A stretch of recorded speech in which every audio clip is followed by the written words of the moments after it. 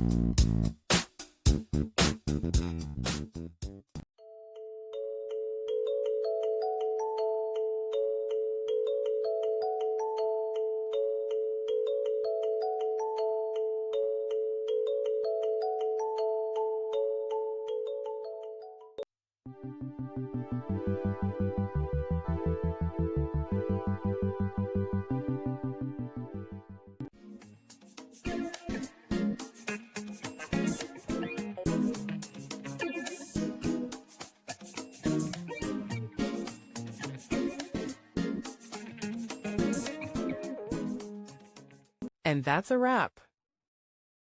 I hope you found the answer you were looking for. If you did, take a second to hit that subscribe button. It really helps out.